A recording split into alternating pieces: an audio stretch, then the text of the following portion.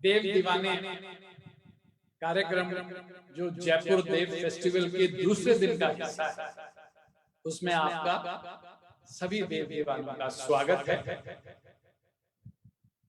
मजरू सुल्तानपुरी साहब ने लिखा था कि मैं अकेला ही चला था जानबे मंजिल, मगर लोग जुड़ते गए और कारवां बनता गया। तो कारवां भी कैसा कारवां? खुशबू का कारवां, इश्क का कारवां, प्यार और अपनी ही जिंदगी से प्यार करते हैं। हम जो देव हैं, उन्होंने देव साहब सीखा कि हम अपनी जिंदगी से प्यार कैसे करें। उम्र का ना तो उनको कोई चिंता था और ना ही हमें कोई चिंता है।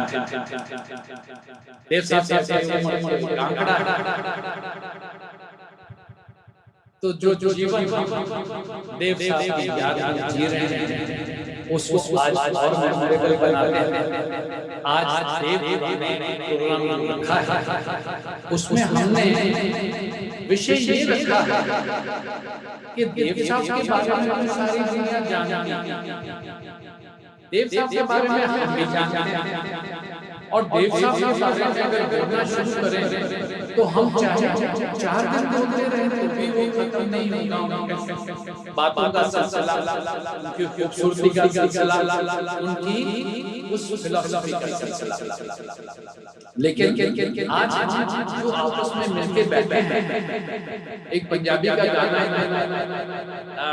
काफी प्रचलित हुआ कि भी एक साथ मिलके बैठेंगे तो बातें करेंगे। तो आज अपने अंदर जो कुछ बलबले देव साहब के लिए वो कैसे आए और हम कैसे निखार, कैसे जी रहे, तो उनकी बातें करते मैं आप एक करके सभी दीवानों को इंट्रोड्यूस करवाता हूं। क्योंकि आप म्यूट हैं तो सिर्फ आप हाथ जोड़ के कर दीजिएगा। तो सबसे पहले हमारे साथ शानदार है अजय आहूजा जी, स्वागत। और साथ ही दिल्ली से अजय आहूजा जयपुर से दिल्ली से हैं हमारे साथ। हमारे इस देव फ्रेटर्निटी की मतलब जैसे उनको पैटर्न ही मानिए, उनको हम बहुत आदर के भाव से, इज्जत के भाव से देखते हैं।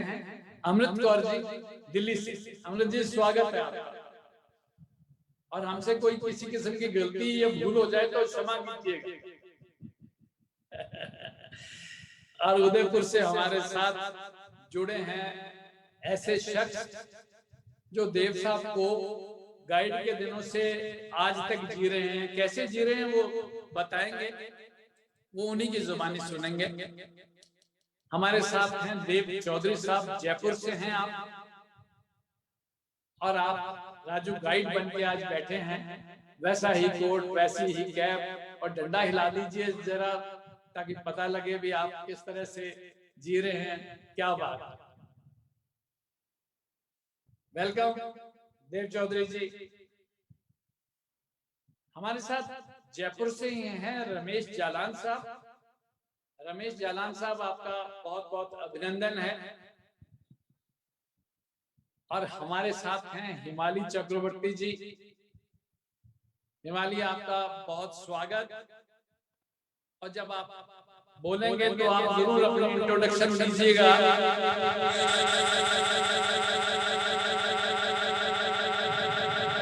और हमारे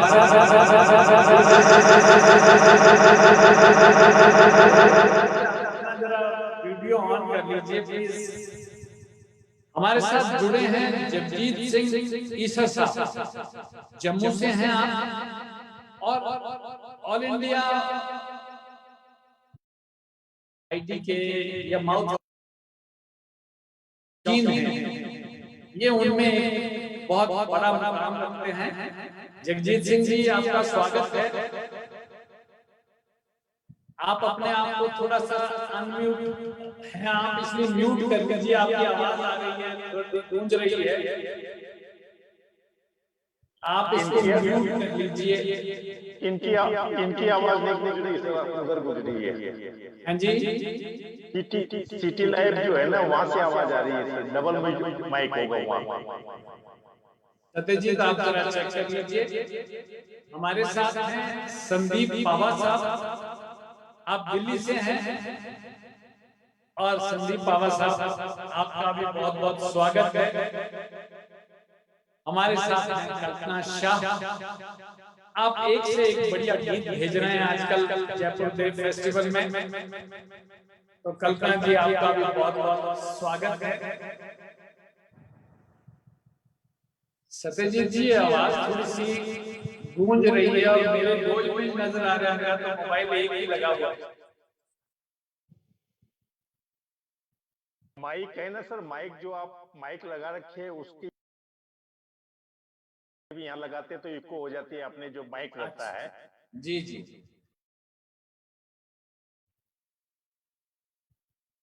तो चलिए, हमने एक दूसरे के साथ मुलाकात कर ली,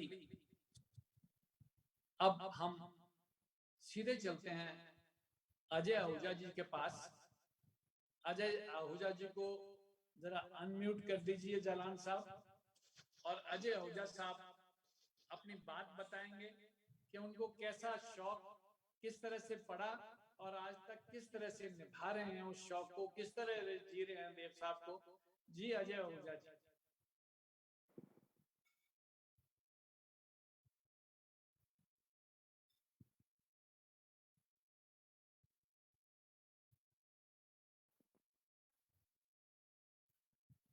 जी अजय जी।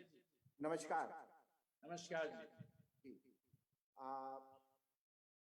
आज की मेरी जो दीवानगी की कहानी है, ये मैंने कुछ अपने गुजरे हुए बीते हुए जवानी के टाइम की कुछ लम्हों को मैंने जोड़ करके ये कुछ थॉट्स किए हैं, आपके सामने कर रहा हूँ 4-5 मिनट के अंदर।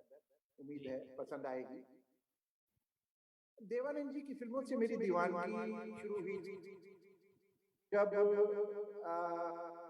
मैं क्लास 10th 11th में था। 10 साल की उम्र रही है, 15-16 साल की। मेरी आवाज इको हो रही है। आवाज सत्यजीत गूंज रही है, क्या हो गया जी आज? बहुत डिस्टरबेंस वापस दे रही है।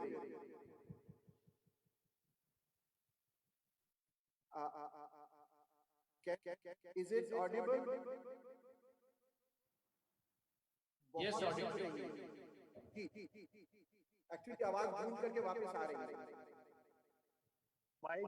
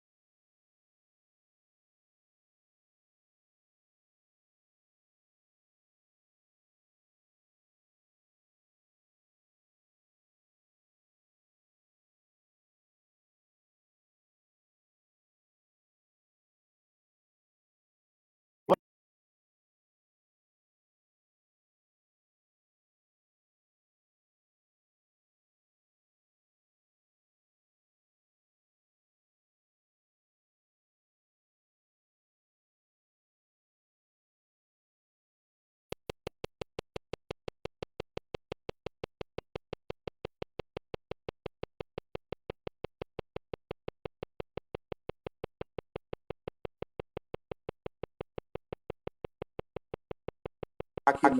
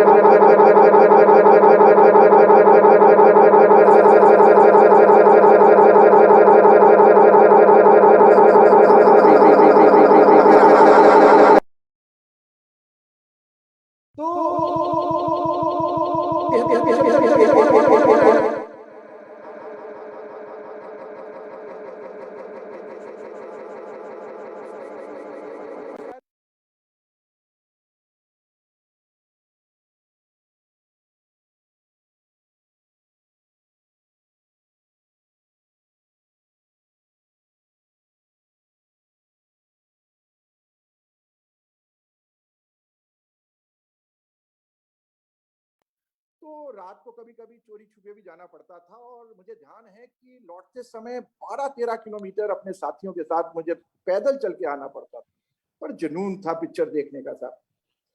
और देव साहब के रंगों और कपड़ों की चाहत और उनके जैसे लवर बॉय की इमेज तो वैसे भी सरजोर थी मेरे ऊपर। रंगों की इंतहा इतनी थी कामरा साहब की मैं आज भी नहीं भूल सकता कि वो डीप मैजेंटा कलर की मेरी टेरेलिन की जो बेल बॉटम थी मैंने बनवाई थी और उस पे हरे धानी रंग की डॉग कॉलर की शर्ट, मैजेंटा चेक्स थे उसके ऊपर, बड़ी शौक दीवानगी थी मेरी। उन्हीं दिनों की एक बात, उन्हीं दिनों क्या हुआ कि उन्हीं दिनों कॉलेज के साथ पढ़ रही एक लड़की के साथ चाहत भी बढ़ गई, चूंकि अब मतलब उस उम्र की एक वो भी आ गई थी, लवर बॉय इमेज भी थी, सोच भी वैसी कुछ पड़ रही थी, तो एक किसी एक से चाहत बढ़ गई। इम्प्रेस करने के सभी तरीके आजमाने के बाद बीच भर रहा 50-50 रहता था। शायद वो सुनना चाहती थी लेकिन मैं बोलने से डरता रहा। 18 महीने नहीं बोल पाया उससे कुछ मैं आगे की मैं चाहता हूँ। सो फ्रेंड्स भी मजा लेते थे, शहर पूरा मेरी इस लव स्टोरी से वाकिफ था, बट मैं कुछ नहीं कह पा रहा था। एक दिन मौका मिला, डिपार्टमेंट का पिकनिक हुई थी, मतलब साइंस डिपार्टमेंट की थी, तो पिकनिक पे हम सब लोग गए, गाने शायरी चल रहे थे, बाथरूम सिंगर तो मैं था ही। बस मौका मिला था, ग्रुप में बैठकर जोशो आवाज से दिला शायर है गाना गा करके दिल का इजहार कर दिया। मैसेज सही गया और दोस्ती उसकी चाहत के अंजाम दे गई।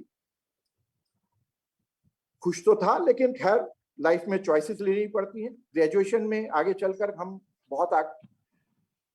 ग्रेजुएशन के आगे नहीं चल पाई हमारी वो रिलेशनशिप, लेकिन बाद में जब काबिल बन के लौटा उसके शहर में, तब तक उसकी एंगेजमेंट हो चुकी थी। खैर एनीवे, देव साहब की फिल्मी कैरेक्टर की डेस्टिनी में से कोई अलग नहीं थी मेरी ये पहले प्यार की कहानी।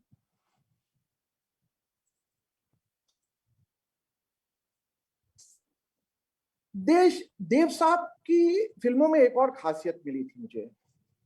देव साहब की फिल्मों से एक मैसेज रहा है कि अपना रास्ता खुद चुनो, तलाशो और तराशो, जीवन की कमियों को सुधार करके आगे बढ़ो। ये बहुत मेरे जहन में फिट हुई थी उस समय, और यही वजह थी कि बहुत अर्ली जॉब ज्वाइन कर लिया था मैंने। 443 रुपए की उस समय पहली सैलरी मिलती थी, हाथ में आती थी। तब मैंने गैमलर्स के गाने और सुनने का शौक इतना था कि मैंने 1150 रुपए का फिलिप्स का रिकॉर्ड प्लेयर खरीद लिया। खैर वो मेरी पर्सनल, हमारे दोस्तों के ग्रुप में डांस पार्टीज में भी काम आता था, लेकिन कीमत मुझे अपने उसकी सैलरी की 2.5 गुना देनी पड़ी उसको, लेकिन शौक था, वो एक जुनून था। तो जनाब जिंदगी अपने मुकाम बनाती गई उसके आगे, या कहें कि मुकाम दर मुकाम बढ़ता रहा, गुजर गया, बस उस पर रुका नहीं मैं।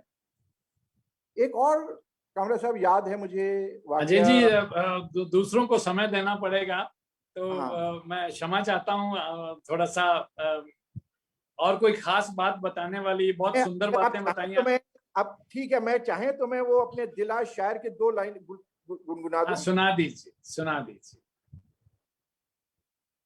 दिल आज शायर है, गम आज नगमा है, शब ये गजल है सनम। गैरों के शेरों को सुनने वाले कोई इस तरफ भी करम। मैं इसको शॉर्टकट करूंगा।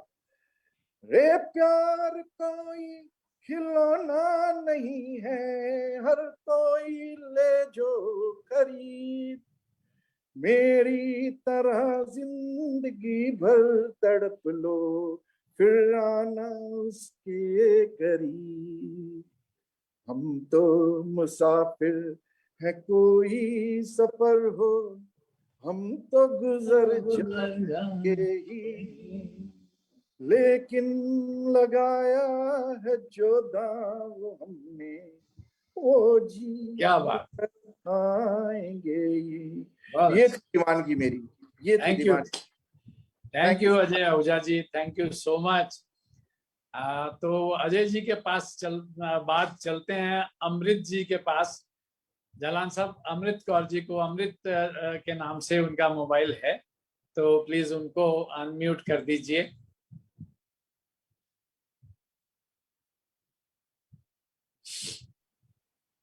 जी अमृत जी, नमस्कार।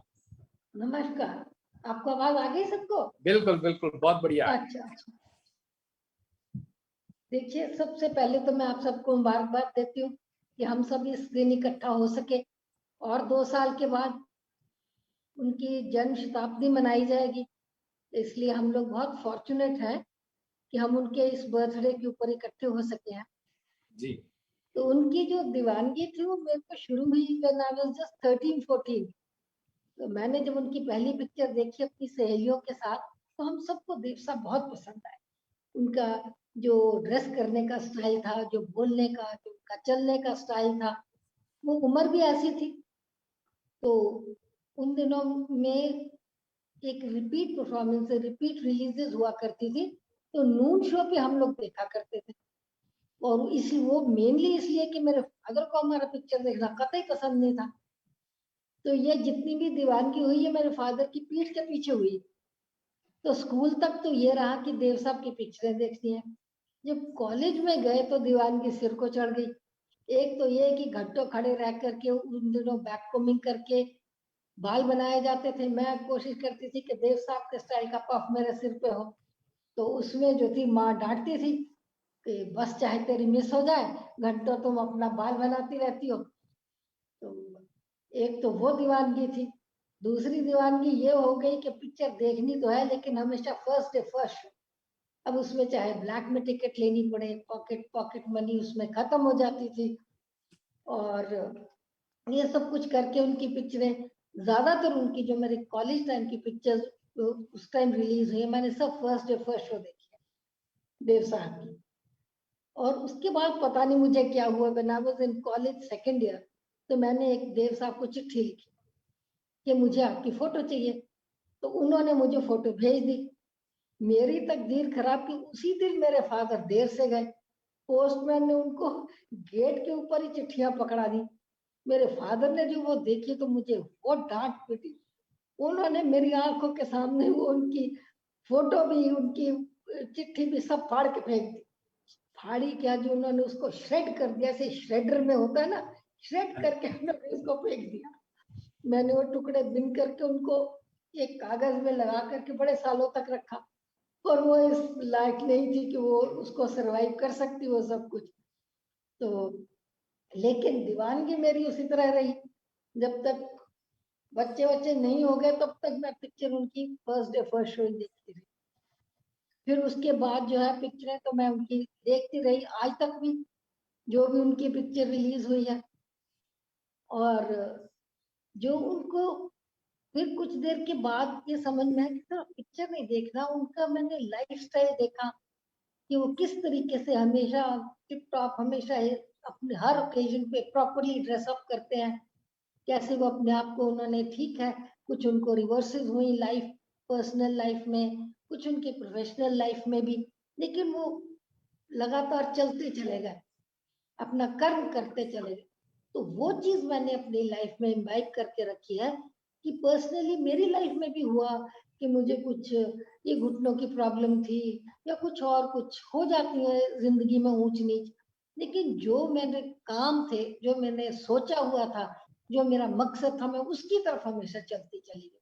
जो मुझे एग्जाम या इंटरव्यू देने थे या जो कुछ भी करना था, बच्चों को पढ़ाना है, आगे करना है, लेकर के जाना है कहीं, वो काम मैं सब करती चली गई जिंदगी में। ये मैंने जी उनसे सीखा और ये मैंने इम्बाइब किया।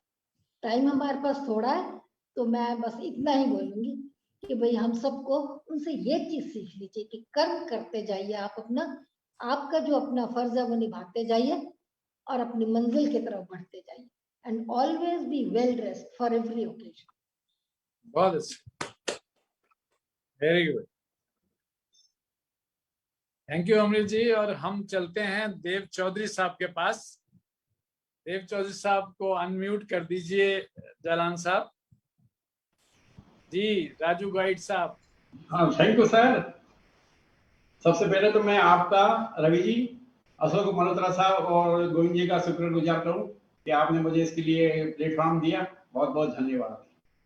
ऐसे मेरा बचपन पूरा उदयपुर में गुजरा और जब मैं 10 साल का था तब मेरे भाई देवानंद के बहुत बड़े फैन थे। मतलब वो देवानंद की एक्टिंग किया करते थे, तो उनको एक दिन मैं चुपके से कमरे में देख लिया। वो हम दोनों के डायलॉग बोल रहे थे, दम तो है कर जानता नहीं। तो मैंने सुना यार ये तो मैं भी कर सकता हूँ। तो फिर मैंने देव साहब का फैन बन गया और तब से मैंने फिर हम दोनों पहली पिक्चर मैंने हम दोनों लिया, वो आज से 60 साल पहले की बात है। फिर क्या हुआ साहब, वो गाइड की शूटिंग हुई उदयपुर में। वो तो गाइड की शूटिंग मेरे घर बिल्कुल जो नलिनी देवा का बंगला बना है उसकी तलेटी में ही है। तो मेरे घर से ये मतलब 100 मीटर भी नहीं है। मतलब काफी जो भी शूटिंग हुई थी गाइड की, वो मेरे घर से 1.5-2 किलोमीटर के अंडर सर्कमफ्रेंसेस में हुई थी। तो वो सारी शूटिंग मैं देखता था। मतलब और 2-2, 3-3 बार, 4-4 बार रिहर्सल होती थी। तो काफी देखा, कम से कम 100-150 बार मैंने देव साहब को देखा है और 3-4 बार अच्छी खासी मीटिंग भी हुई है। एक मीटिंग तो बहुत ही बड़ी थी, 10 मिनट तक हुई थी। मतलब वो बात की बात, वो सन 70 की बात है। जब वो इनसाइड आउट एक अंग्रेजी पिक्चर बन रही थी, मतलब उसका नाम फिर बदल के इविल विद इन रखा। और फिर उससे पहले उसका नाम फ्लावर्स ऑफ इविल था। उस समय देवानंद साहब के हमारा मीटिंग हुई, वो 10 मिनट करीब हुई थी। मतलब उसमें क्या हुआ कि देवानंद साहब शूटिंग करके घड़िया देवरा जो है जहाँ पे उनके ऊपर गोलियां चली जाती है, वहां से वो शूटिंग करके लंच में, उससे पहले का सीन था जब लंच में वो जा रहे थे आनंद भवन। आनंद भवन का रास्ता मेरे घर के बाहर हो भी जाता है साहब। तो अचानक क्या हुआ कि मेरे घर के बाहर ही देवानंद साहब की कार में ट्रबल आ गई या कोई प्रॉब्लम आ गई। तो वो हमारा जो ड्राइवर था वो हमारे परिचित था, कि हमारी टूरिस्ट एजेंसी थी, उनकी वो गाड़ी थी। मतलब तो उन्होंने देव साहब से निवेदन किया हुआ कि आप साहब मैं गाड़ी ठीक करता हूँ, जितने आप थोड़ी देर अंदर कहीं बैठ जाइए। मतलब तो वो अंदर आया, देव साहब आए, देव साहब आए। मैंने कहा यार पागल हो गया है, देव साहब यहाँ कहाँ आए। मतलब सर देख बात, तो मुझे लगा नहीं। मतलब बाहर झुक के देखा, मैं गेट खोला तो देव साहब थे। मतलब वो फिर वो आ गए, हमने बैठ गए। अब मेरे हाथ पैर फूल के मैं क्या करूँ, घर में आए। कभी मैं अपने घर को, कभी मैं उनको देखता हूँ, वो हालत हो गई। फिर मैं लाके कुर्सी मेरे जो थी पर्दे की वो लाके रखी उन्होंने। तो उस समय पंखे बहुत कम ही हुआ करते थे और मेरे घर ऐसी जगह है साहब, मतलब जब मई जून में भी अगर हमारा कोई दोस्त आता है तब हम छत पे सोते थे उस जमाने में। तो मई जून में भी हम रजाई ओढ़नी पड़ती थी, इतनी इतनी तगड़ी ठंड लगती हो। तो सीधी हवा की जो झोंके है वो तालाब से बिल्कुल झील के किनारे है, बीच में सिर्फ सड़क है 10 फीट 20 फीट 25 फीट की। तो वहां आए और फिर उन्होंने अपनी पुरानी गाइड की बातें करी और मैंने कहा साहब उदयपुर कैसे लगा, बहुत ही अच्छा है, वो चित्तौड़ बहुत ही अच्छा है, सब सारी चीज बताई थी। तो इस तरह से मैं देवानंद साहब का फैन हो गया। मेरे भाई साहब तो इतने बड़े फैन थे कि वो उन्होंने अपना नाम ही अम्बुज से लेके अमर आनंद रख दिया। और जो देव साहब का 4 साल के बाद जो गैप है, उस चक्कर में उन्होंने अपने दोनों कान आधे आधे कटवा दिए, इतने बड़े फैन थे वो। तो ये तो पागलपन था, मतलब जितना देव साहब के लिए। मतलब देव साहब के किस्से तो बहुत ही लंबे चौड़े हैं। जमी कागज की बन जाए समंदर रोशनाई का, जमी कागज की बन जाए समंदर रोशनाई का, फिर भी बयां ना होगा देव साहब आपका किस्सा कहानी का। ये है देव साहब के बारे में। और क्या तो क्या बताऊं साहब, मैं देवानंद साहब की थोड़ी बहुत एक्टिंग कर लेता हूँ। मैं आपके गाइड को एक दो डायलॉग सुना देता हूँ। मतलब देखिए, जो स्टेशन पे माँ कोई दिल्ली से बैठ रहा है, मद्रास से सिंबल जो डूबी आता है, स्टेशन पर क्या पूछता है, राज्य गाइड कहाँ है, राज्य गाइड क्या है। इस बंदे को गाइड कहते हैं, नाम राजू, काम जनता की सेवा। और आप हैरान होंगे कि मैं बड़े बड़े आलिशान महलों को छोड़कर आपको यहाँ क्यों ले आया। It is very simple. कवियों ने पेरिस की गलियों पे गीत लिखे, रोम और वेनिस के कूचों पे दिल लुटाए, और जोक साहब तो यहाँ तक फरमा गए कि कौन जाए दिल्ली के गलियां छोड़कर। और यकीन मानिए, बल्ला गाइड ना पर कोई गायब होता तो छोटी मोटी सारी दुनिया में जोगी बनकर उदयपुर की गलियों के गीत गाता फिरता। इसके बाद में देवानंद साहब के स्वामी वाले गेटअप में आऊंगा साहब, अगर दोबारा मौका मिला तो मुझे। जी जी जी, थैंक यू देवजॉर्ज साहब। Thank you sir. किसी शायर ने लिखा था ना कि वो आए हमारे घर में, खुदा की कुदरत है। हाँ। कभी हम उनको कभी अपने घर को कुछ नहीं कर पा रहा था ना, तो पानी के लिए पूछ पा रहा था। और उस समय कैमरे में थे नहीं, और मैं मुश्किल से 15 साल का था, 15-16 साल का था मतलब जी। और इसके बाद भी वो एक खास से बात साहब देवानंद में याद देखी साहब, वो हीरो प्रोड्यूसर थे गाइड के। तो गाइड में शूटिंग से पहले आधा पौन घंटा पहले साइड पे आ जाते थे साहब। ऐसा किसी हीरो ने नहीं किया। मतलब हवाईदा जी भी काफी बार लेट आती थी, वो सारी सिचुएशन देखते थे। एक सबसे बड़ी होटल हमारे उदयपुर में लेक पैलेस है, वो लेक पैलेस में ठहरे, बाकी हीरोइनों को उन्होंने वहां ठहराया। वो सिर्फ आनंद वन जो हमारे घर के बिल्कुल पास है वहां ठहरते थे। तो और वो बहुत ही अच्छी लोकेशन थी मतलब, और बहुत ही फलसा करके ठंडी ठंडी हवा आती, वहां पे थे वो। तो वो जब शूटिंग पे जाते थे, हम सुबह रोज ही, हमें पता रहता है अल्लाह से कितने बजे जाएंगे, तो हम वहां जाते हैं, उनसे हाथ मिलाते और वो कहते ठीक है, रोज आ जाता है। और मैंने साइन लेने, ऑटोग्राफ तो मैंने ले लिया, तो मानेगा नहीं। फिर मुझे थोड़ा वो पहचानने लगे थे, तो फिर मुझे शूटिंग में एक बार दी गाइड की शूटिंग हो रही थी साहब। उस समय मैं 10वीं में ही पढ़ रहा था, तो हम स्कूल से घर वहां चले गए थे। तो जो देवानंद साहब का घर बताया, जो वहीदा जी को लेके वो पहली बार अपने घर पे आते हैं, उसकी माँ अपने घर पे रख लेके, तो उस समय वो घर जो था, उसके बाद हम पहुंच गए थे, हमारा घर तो स्कूल के पास ही था, भटियानी छोटा में। तो वहां पर हमने क्या किया, मतलब मुझे वहां पे थोड़ी शूटिंग का मौका मिला। देव साहब ने जो अपनी डायरेक्टर थी, उसने मुझे बुला, इधर हम 2-3 बच्चे थे, हमको फिर वहां बिठा दिया उसके घर के बाहर, और हमको कंचे, प्रोड्यूसर जो मैनेजमेंट था उससे कंचे दिलवाए, और हमको कहा आप कंचे खेलो यहाँ पे। फिर हम कंचे खेले, और जैसे वो देवानंद साहब अंदर लेके जाते हैं, पूरे जो मोहल्ले वाले वो इकट्ठे हो जाते हैं घर के बाहर, हाँ किसको लिया है। तो उस समय फिर हमको एक स्टूल दिया, तुम जाके ये ऊपर जरो का है सर, जब कभी अगली बार मिलेंगे तो खूब और बातें करेंगे। बहुत बहुत धन्यवाद, आपने इतना समय दिया। तो हम अगले उस पर जाना पड़ेगा। मैं दोस्तों बात ये यहाँ पर ये कर रहा था कि पिक्चर्स तो बहुत आई हैं, लेकिन उस पिक्चर के हीरो को आज तक इस तरह से, उस शख्सियत को आज तक इस तरह से लोग याद कर रहे हों, ये एक अजूबा है। तो हमारे साथ एक यंग चेहरा जुड़ा हुआ है, हिमाली। तो हिमाली, आप अपने आप को अनम्यूट कर लीजिए। जालान साहब, इनको अनम्यूट कीजिए। हिमाली, आप कहाँ से हैं और क्या कहेंगे आप?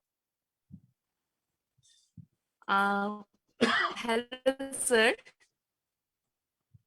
मेरी आवाज सुनाई दे रही है? मोबाइल से थोड़ा दूर हो जाइए, आपकी सिर्फ आंख दिख रही है, चेहरा दिखना चाहिए। मोबाइल में घुसिए मत, आप पीछे हो जाइए ना।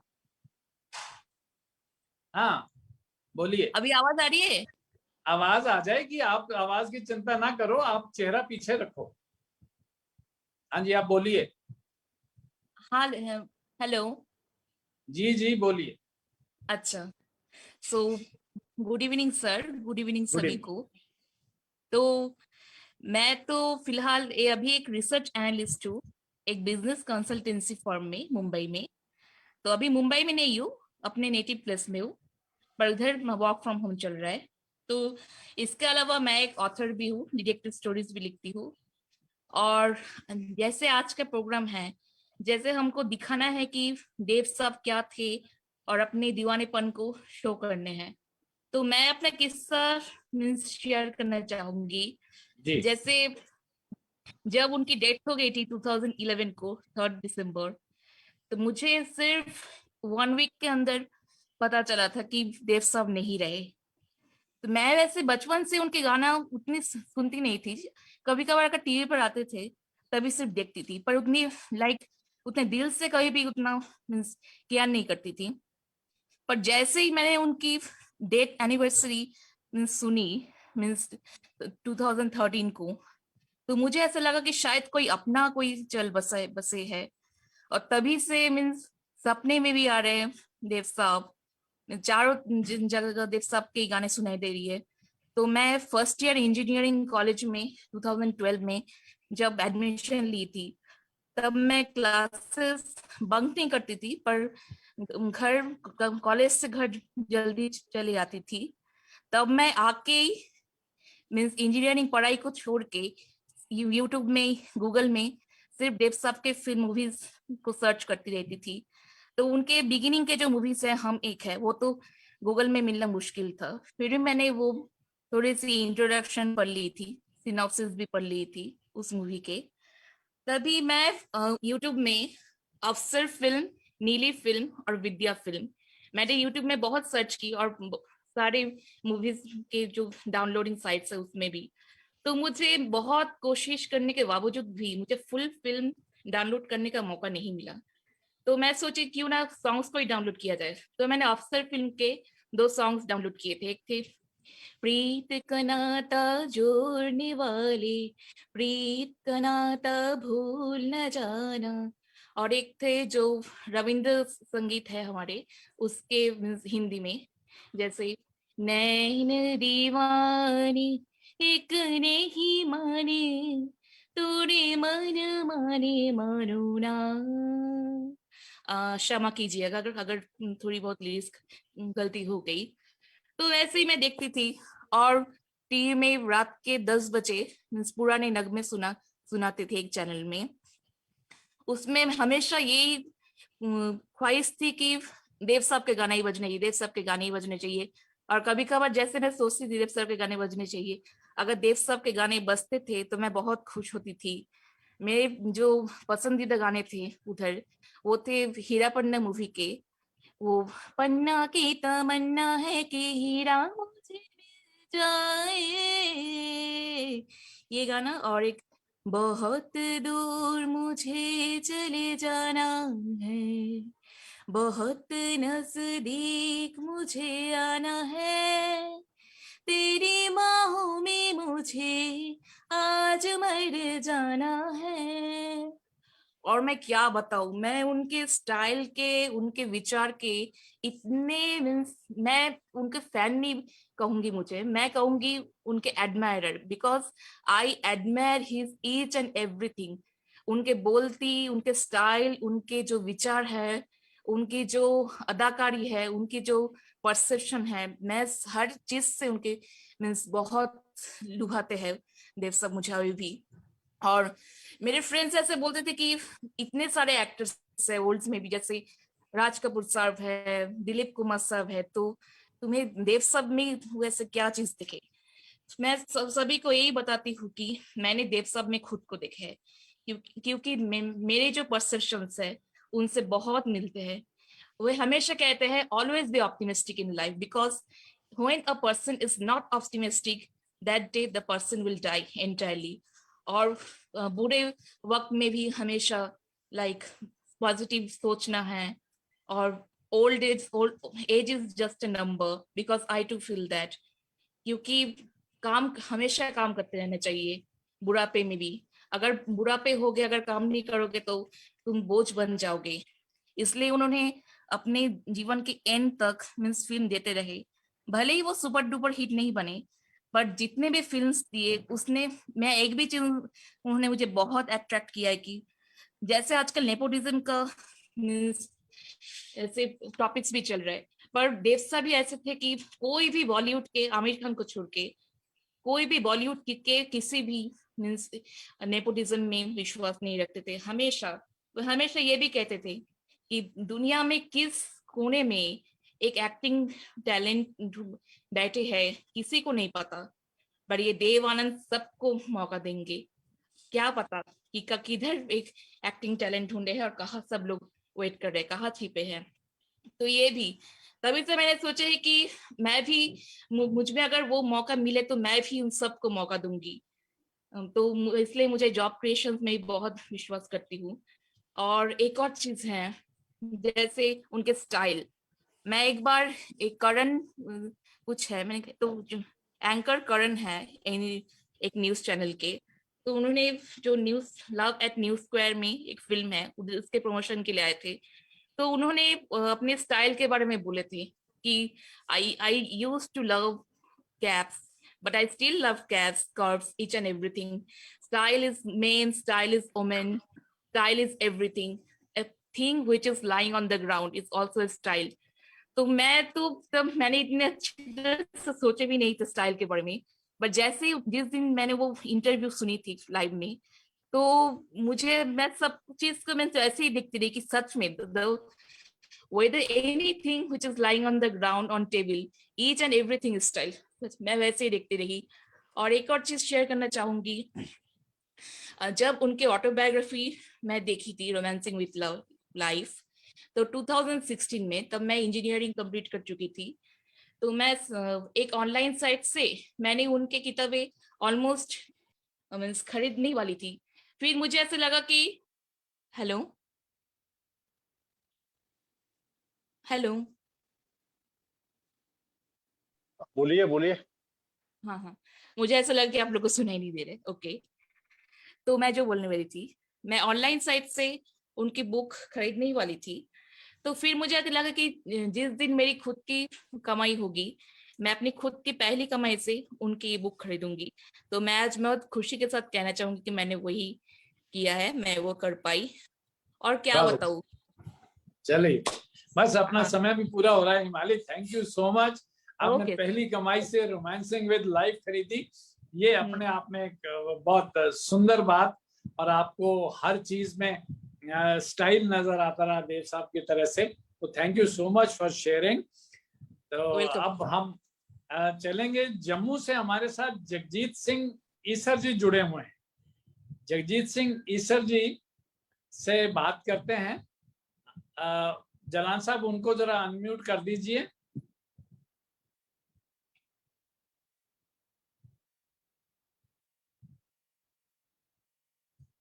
जगजीत सिंह,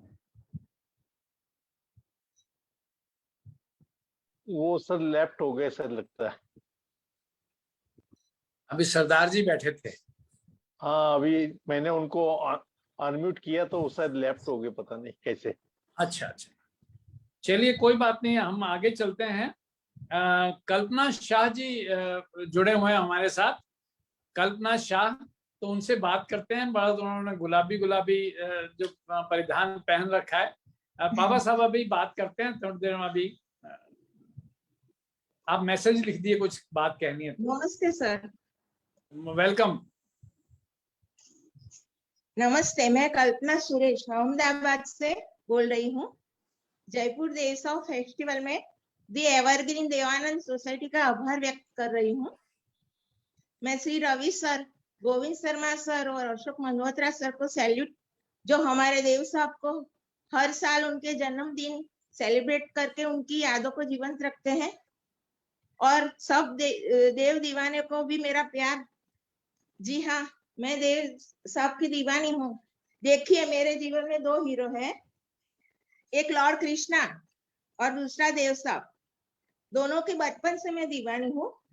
लॉर्ड कृष्णा पुरुषोत्तम है, तो हमारे देव साहब पुरुषों में उत्तम श्रेष्ठ। देव साहब सबसे निराले थे। उनकी फिल्मों के माध्यम से एज एक्टर और उनके मनमोहक व्यक्तित्व से और खास गाइड फिल्म के बाद जो बहुत मैं प्रभावित हुई और दीवानी थी। पर ये तो उनके बाह्य व्यक्तित्व की बात हुई। पर बाद में उनके अलग अलग इंटरव्यूज देखे, उनके विषय में बहुत कुछ पढ़ा, तो उनके व्यक्तित्व के और भी पहलू जानने को मिले। और मेरी दीवानगी कब और कैसे एक उच्च सम्मान, आदर और पूजा में बदल गई, वो मुझे पता भी नहीं चला। मैं आज एक अलग नजरिए से देव साहब का जिक्र करूंगी। मैं जो महसूस कर रही हूँ वो मैं बयां करूंगी। मेरे कृष्णा और देव साहब की बहुत ही खासियत समान है। दोनों ने सबको बहुत प्यार दिया और बहुत प्यार पाया भी। दोनों ने अपने कुछ दर्द को पीछे छोड़कर अपने कर्तव्य में आगे बढ़ते रहे। दोनों ने बहुतों की जिंदगी संवार दी। नए नए लोगों को अहंकार रहित प्यार से मोहब्बत से मिलते रहे, उनकी जिंदगी में रंग भरते रहे, अपने काम में अपेक्षा रहित जिंदगी के अंत तक लगे रहे, सदा आनंद में रहे। बस यही सब मैं गुण अपने जीवन में उतारने की कोशिश कर रही हूँ। और एक सुंदर बात आखिर में बताती हूँ। श्री कृष्ण ने गीता के 10वें अध्याय में विभूति योग है उसका नाम, उसमें लिखा है कि सृष्टि में जो भी ऐश्वर्य है, सौंदर्य है, कला है, टैलेंट है, वो मैं ही हूँ। तो इस अर्थ में तो देव साहब प्रभु का अंश है। देव साहब को मिलने का, देखने का मौका तो नहीं मिला मुझे, लेकिन इस परम तत्व के माध्यम से मैं देव साहब से एक पवित्र और दिव्य तंतु से जुड़ गई। ये क्या कम है? मेरी श्रद्धा है वो जहां भी है इस समय मेरी श्रद्धा, आदर और पूजा का स्वीकार कर रहे हैं।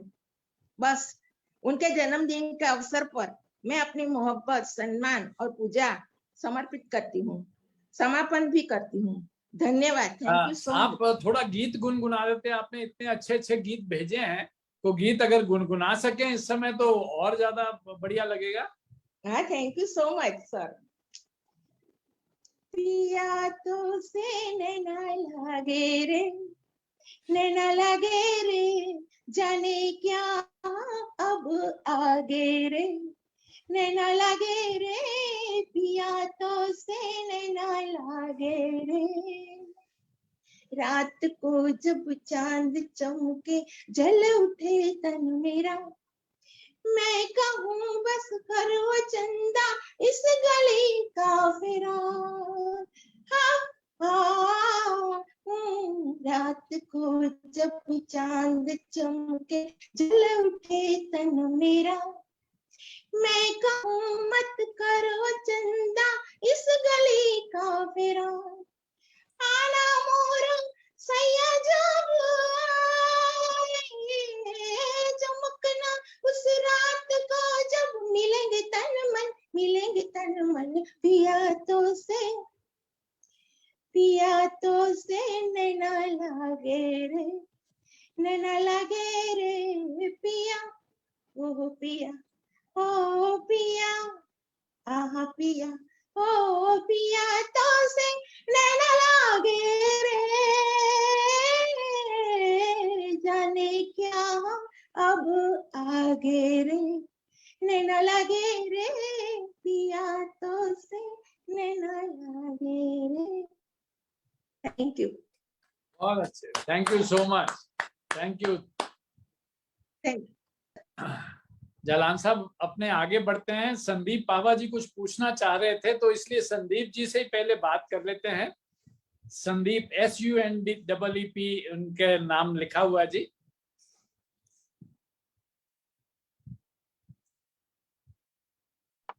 जी पावा साहब, मेरी आवाज आ रही है? बिल्कुल आ रही है जी। ओके, मैं सबसे पहले आप सब लोगों का धन्यवाद देना चाहता हूं कि आपने मुझे याद किया। थैंक्स टू गोविंद जी, आप वो सब लोग हैं। मल्होत्रा जी ऑफ कोर्स नहीं है, बट मैं देव साहब के लिए कुछ ज़्यादा नहीं बोलूँगा, बस थोड़ा सा ये है, मैं उनको हमेशा प्रेम पुजारी नहीं बोलता हूँ, मैं उनको काम का पुजारी बोलता हूँ हमेशा जी। वो हमेशा ही काम को इतना वो देते थे। दूसरी बात है, मुझे अब आप बोलेंगे कि मेरी जुनून या मेरी दीवानियत कैसे आई, तो हम लोग जब छोटे होते थे, बिगनिंग ऑफ द 60s की बात है, जब मैं बॉम्बे जाया करता था एन हॉलीडे, तो हम लोग जब, एक बड़ी बात है जो कि नॉर्मली किसी को मालूम नहीं होगी, जो मेरा जो पहली बार जो उनके साथ जो हुआ था वो ये था कि जब हम जू स्कीम की तरफ ना, जू स्कीम बोल रहा हूँ, जू बीच की तरफ जब जाते थे, तो जू बीच के बाहर एक महात्मा गांधी का एक स्टैच्यू था, अब पता नहीं है कि नहीं, उसके साथ में एक होर्डिंग हुआ करती थी। ये पहली बार और शायद आखिरी बार हुआ होगा कि देव साहब ने वो जगह परमानेंटली 4-5 साल के लिए अपनी होर्डिंग के लिए बुक कर रखी थी। अच्छा, ये बात शायद ही किसी को मालूम है। ये जुहू बीच के ऊपर एक जगह थी, उनकी हर नई पिक्चर की जो अनाउंसमेंट होती थी वो वहां से होती थी। मैंने पहली बार गाइड का पोस्टर वहीं पर ही देखा था। अच्छा, जब तक की पिक्चर, जब सिल्वर जुबली नहीं होती थी, कोई नॉर्मल सिल्वर जुबली होना इस बड़ी आम बात हुआ करती थी तब, वो जब तक नहीं हटाते थे जब तक कि उनकी नेक्स्ट पिक्चर की अनाउंसमेंट नहीं होती थी कोई अरे भी। वाह, अच्छा, ये नई ये बात बड़ा बताई एक आप। यूनिक बात थी उनकी। जी दूसरी जी थी उनके बारे में, एक स्क्रीन मैगजीन आती थी, अब तो बंद हो गई जी है। जी, स्क्रीन मैं आती है। बचपन में उसका बहुत वो था।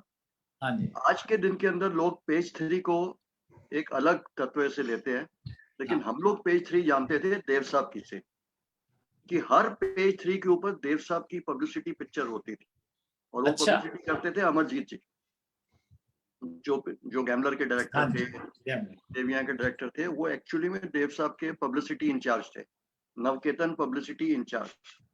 अच्छा, he started his career like that. अच्छा, तो जो पेज 3 की अगर अभी भी किसी दीवानों के पास अगर गाइड की या तीन देवियां की या उसके बाद ज्यूल थीव की, ऐसे ऐसे फुल पेजेस आते थे जो स्क्रीन के ऊपर, विच वाज बिल्कुल फुल पेज माइंड होता है। बॉगलिंग थे, मतलब हाँ उस जी, टाइम के हाँ, ऊपर करने के लिए। मैं तीसरी बात, जो बड़ी छोटी सी बात बताऊंगा, जब हम दोनों रंगीन जब रिलीज हुई, कलर वर्षा, तो मेरा ऑब्वियसली मैंने तो जाना ही था क्योंकि देव साहब की पिक्चर लगी थी, चाहे हमने ब्लैक एंड व्हाइट बहुत बार देखी हुई थी। तो मैं गया, हमारे यहाँ नोएडा में लगी थी, तो हमारे नजदीक ही है।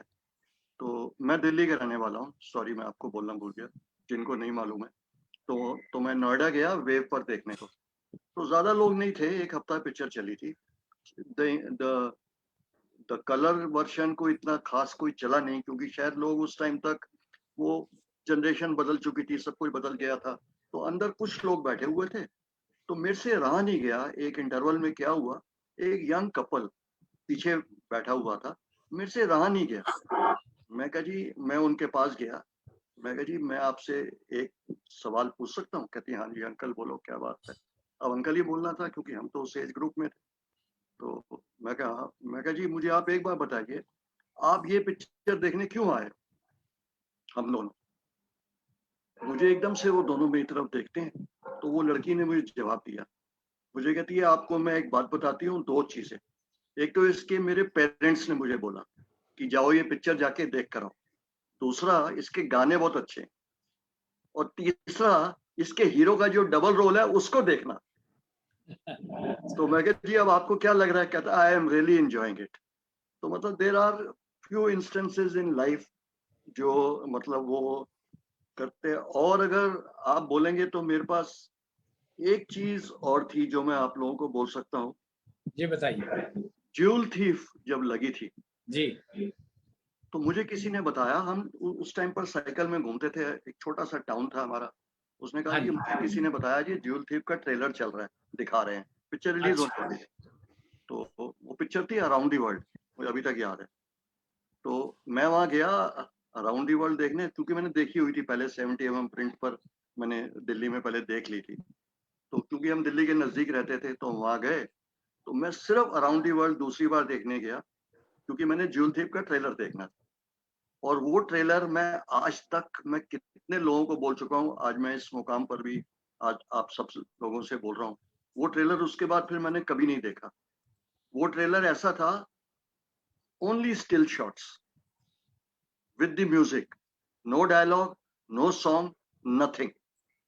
That was a unique trailer of Jewel Thief, जो पता नहीं उसके बाद फिर कभी आया ही नहीं। मैं बहुत खोज करता रहा, मैंने बहुत जगह पर बोला, मैंने एक दो जगह पर आर्टिकल भेजे उनके बारे में लिखे थे, आज से करीब 10-12 साल पहले।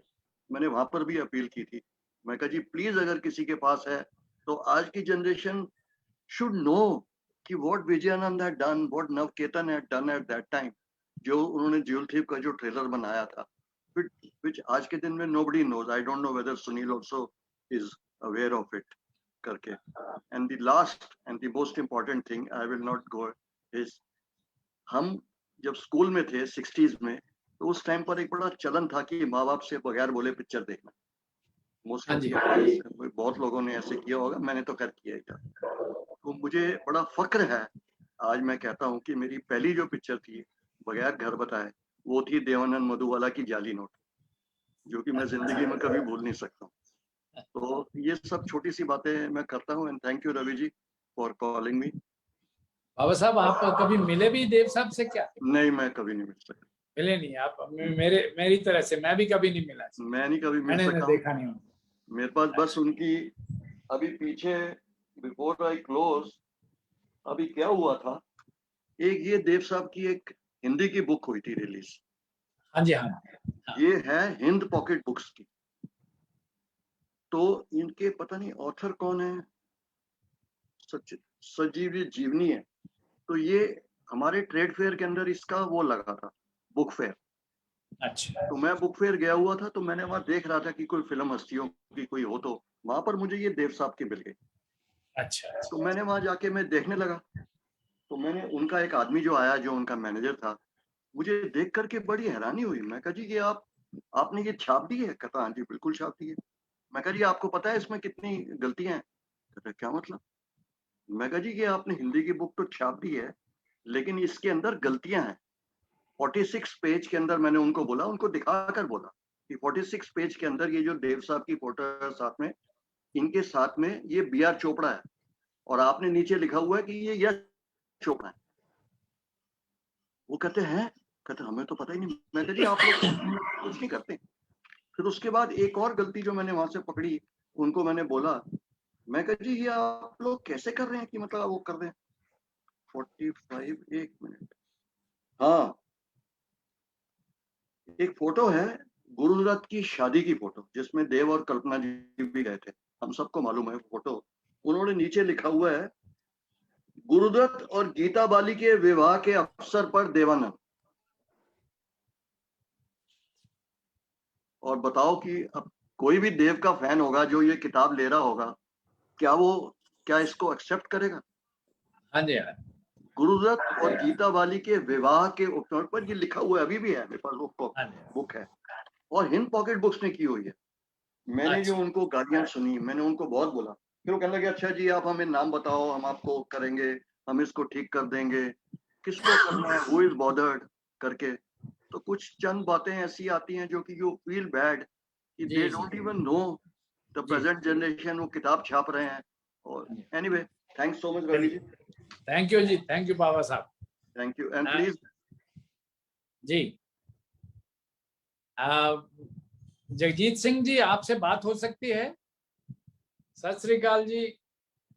जालान साहब, जगजीत सिंह जी आ गए हैं।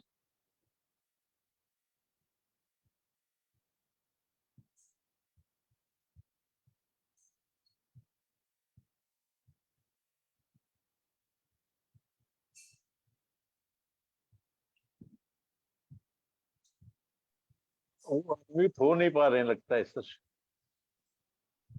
जगजीत सिंह जी जरा आप मोबाइल से वो देखिए अगर करके। हाँ हो गया। हो गया। हाँ जी, हाँ जी। सबको सत श्री मेरा अकाल जी। नमस्कार।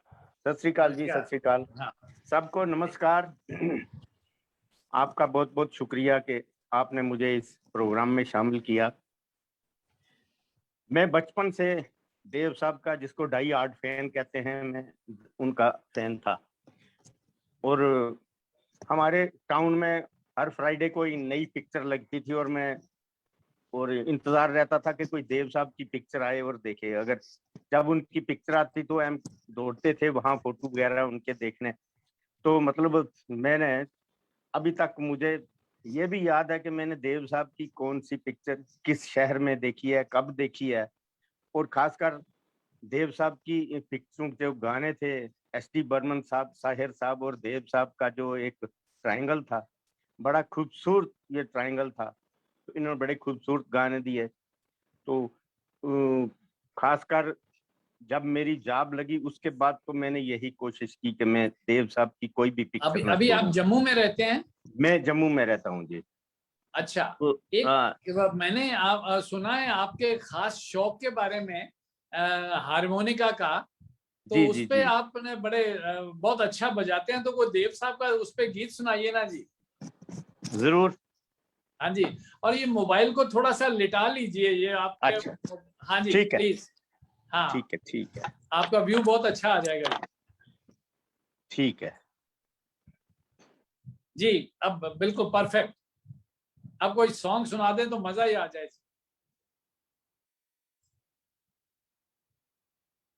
आपका ये एक बार म्यूट हो गया सरदार साहब, जरा दोबारा से करिए इसको ठीक।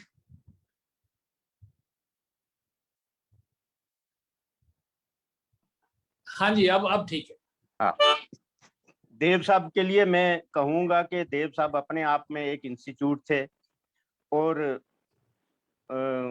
हजारों साल नरगिस अपनी बेनूरी पे रोती है, बड़ी मुश्किल से होता है चमन में दीदावर पैदा। दीदावर, ये बहुत उनके बारे में मैं कहूंगा।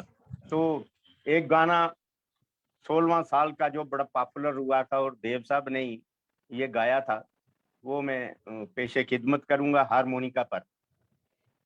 जी। आवाज आ रही है? हाँ जी, आवाज आई? आ रही है जी, आ रही है। हारमोनिका की भी? हाँ जी, बहुत अच्छी आ रही है। अच्छा, एक मिनट। हाँ, मैं इसको शुरू करता हूँ।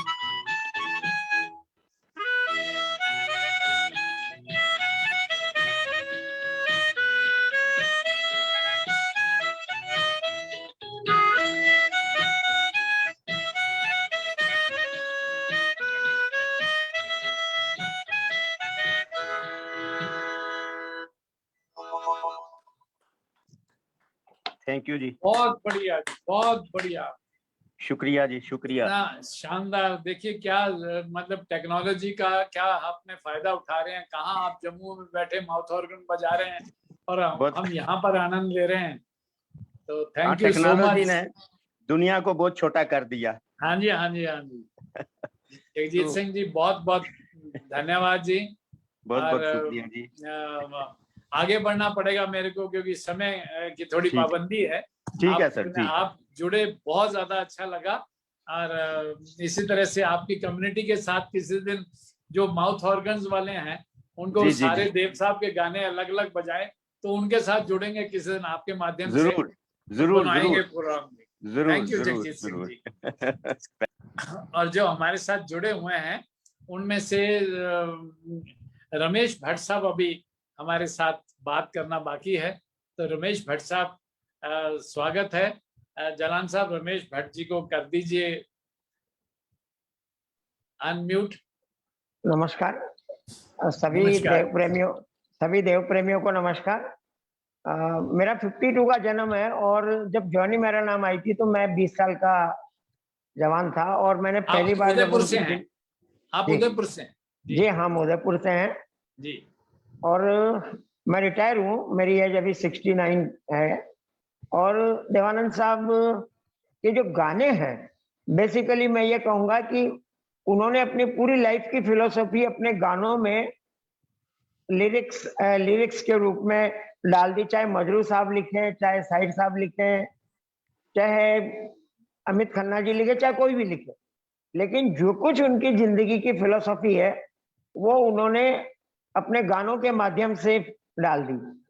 जैसे कि मेरे को 20 गाने उनके याद है, लेकिन जो उनकी लाइफ की पहले अपन थोड़ी बात करेंगे कि उनकी लाइफ से अपन क्या सीख सकते हैं और मैंने क्या सीखा।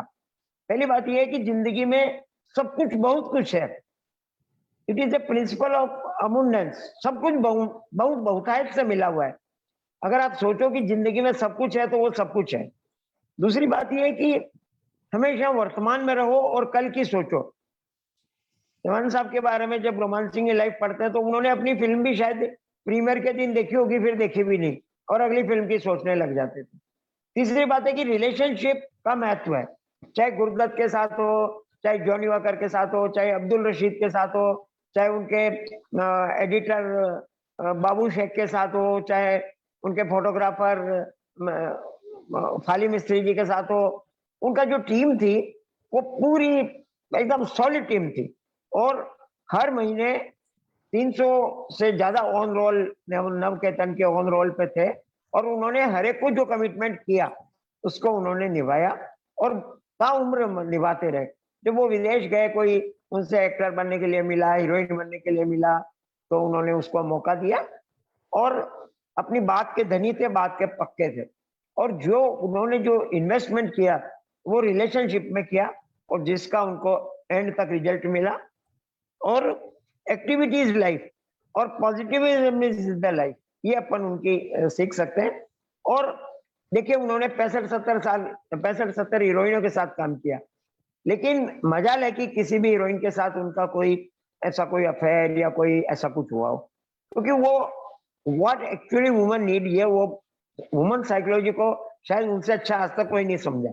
और वो ये महसूस करते थे कि what women need, they need attention, they need appreciation and they need affection.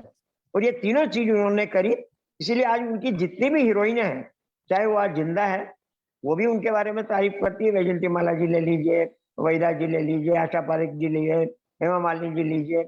और ये उनकी लाइफ का बहुत बड़ी फिलोसॉफी थी। And money invested is money saved. और उन्होंने इतना अपने पीछे नाम छोड़ के गए। मैंने रोमान सिंह की लाइफ, एक देवानंद की अच्छी बुक मिल गई थी डैशिंग डेबोनेयर, और अपने डॉक्टर गोविंद शर्मा जी की जो देव स्टोरी है, और वो सारी कुछ पढ़ने के बाद जीवन में ये लगा कि वो कहते हैं जिंदगी में गम तो आते ही रहेंगे, अगर आप गम के सहारे बैठ गए तो फिर गए काम से। इससे अच्छा है कि अपने गम को भुलाते रहो और आगे की सोचो। और जो उन्होंने अपने पूरे जो लाइफ की फिलोसॉफी है वो अपने गानों में डाल रखी है। वो लिरिक जो शायर होता था, गीतकार होता था, उसको इतना हिंट देते थे कि वो उनकी फीलिंग को गानों के रूप में डाल देता था। जैसे जीवन के सफर में राही मिलते हैं बिछड़ जाने को, या चाहे कोई खुश हो चाहे गालियां हजार दे, मस्त राम बन के जिंदगी का दिन गुजारते, या हम राही प्यार के हमसे कुछ ना बोलिए, या और फिलोसॉफी तो अल्टीमेटली तो मैं जिंदगी का साथ निभाता चला गया, और अभी न जाओ छोड़ के कि दिल अभी भरा नहीं, और क्या क्या नहीं गाने लिखे हैं। ये दिल ना होता बेचारा, और 100 साल पहले मुझे तुमसे प्यार था, आज भी है और कल भी रहेगा, तेरी जुल्फों से जुदाई तू नहीं मांगी थी, कैद मांगी थी रुआई। और देखिए 9-2-11, हाउस नंबर 44 और बाजी, कल्पना जी के साथ उनकी जो 6 फिल्में आई हैं, हम सफर और उसका इतना ज्यादा नहीं, 4 फिल्मों के अंदर जो गाने लिखे, पीछे पीछे आना, फैली हुई है, और मतलब क्या कहें उनकी तारीफ में। गुरुदत्त के साथ भी उनका कमिटमेंट देख लीजिए, और उन्होंने ही वाज एक्चुअली आदमी को कैसे काम में लिया जाए। राज खोसला जी को देखिए कहां से कहां उन्होंने पहुंचाया, और उन्होंने कितने नए डायरेक्टर को चांस दिया और कितने म्यूजिक डायरेक्टर को चांस दिया, और एक से एक अमर गीत रचना करी, चाहे वो मुनीम जी हो, चाहे वो गाने तो किसी भी पिक्चर के उनके ले लीजिए। और बताए एक पिक्चर में जंजीर में उन्होंने इसीलिए काम नहीं किया कि उसमें गाने नहीं थे, उन्होंने कहा भाई बिना गाने की पिक्चर में मैं नहीं काम कर सकता, क्योंकि गाना तो उनकी फिलोसॉफी ऑफ लाइफ थी, और म्यूजिक सेंस उनका इतना अच्छा था, और इतनी हैप्पी फैमिली थी, इतनी एक्टिव लाइफ थी।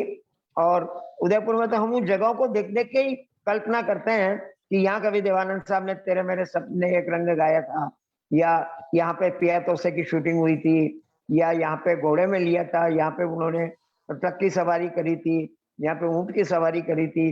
तो ऐसे देव साहब को हमारा बहुत बहुत सलाम, और TDS का बहुत बहुत धन्यवाद।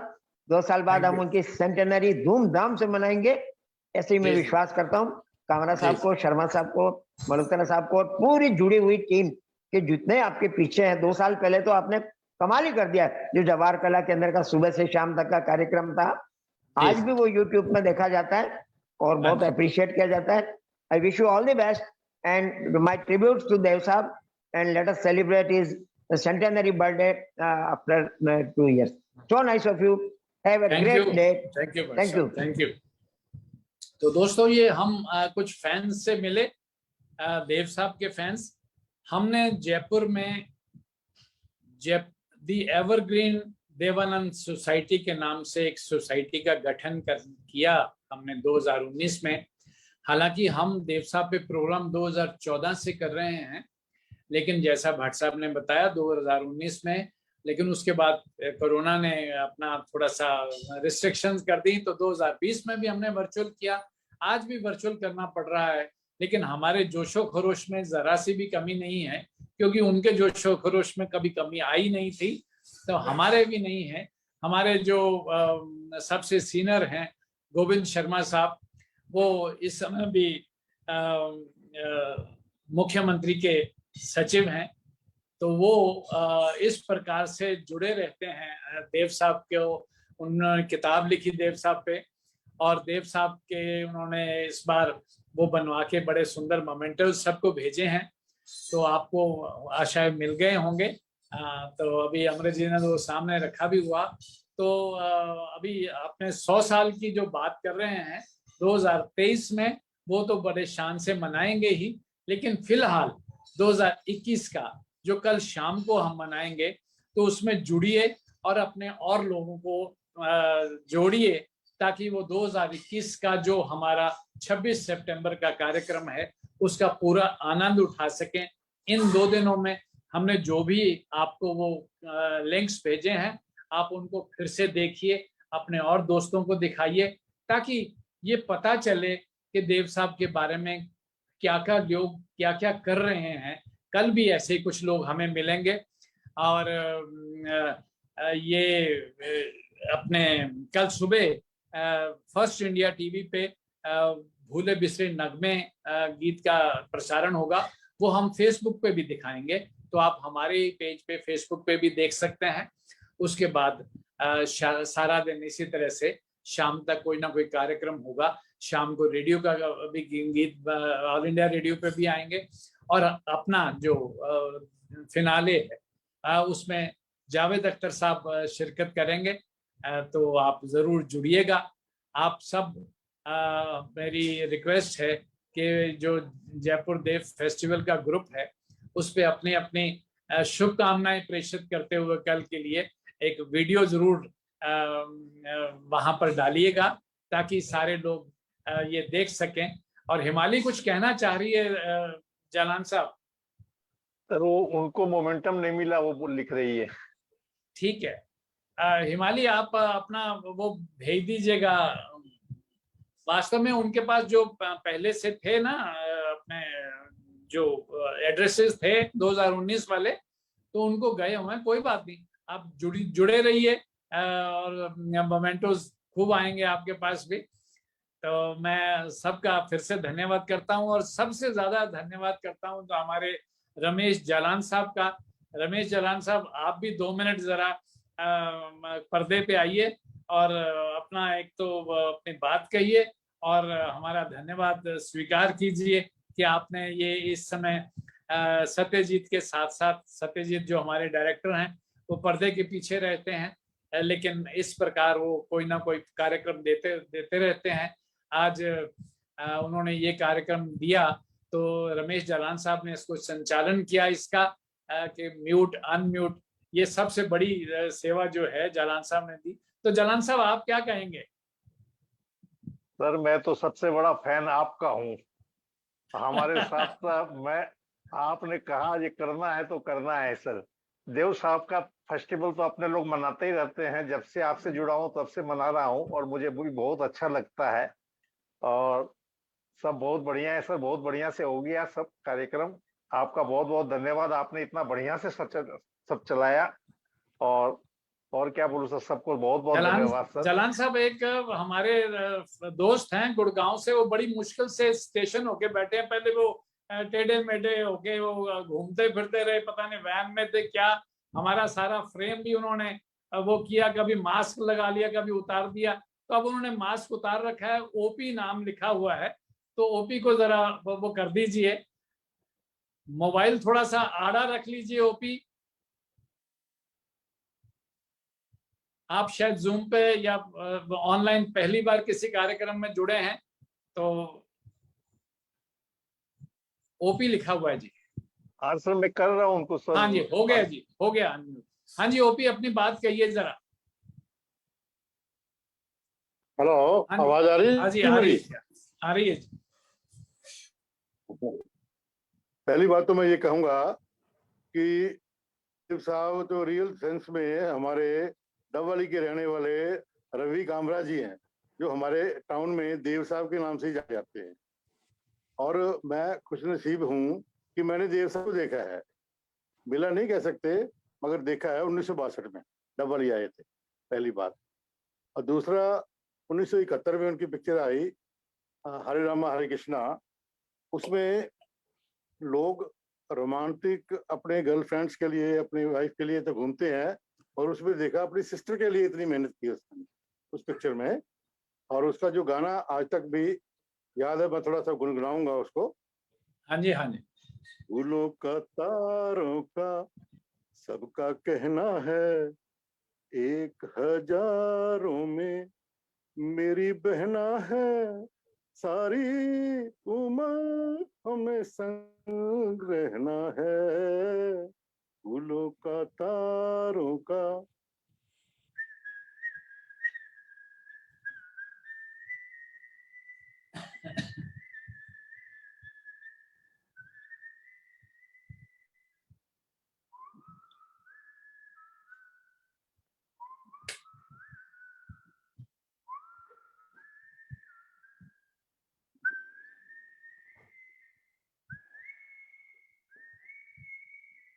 क्या बात है ओपी, बहुत शानदार आपने विस्लिंग के साथ ये जो किया है।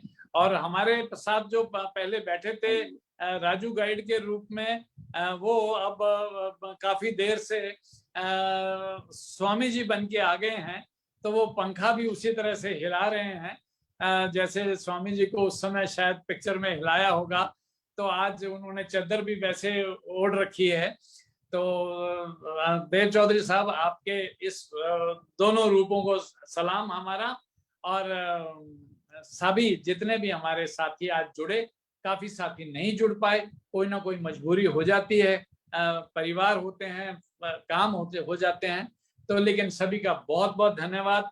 अब आपसे विदा लेने का समय है, तो जालान साहब को, सत्यजीत जी को और आप सभी को जो आप हमारे साथ जुड़े, आपने इस कार्यक्रम की शोभा बढ़ाई, तो थैंक यू सो मच। आपकी एक एक बात फेसबुक पे लोग एंजॉय कर रहे हैं, आप भी बाद में देखिएगा।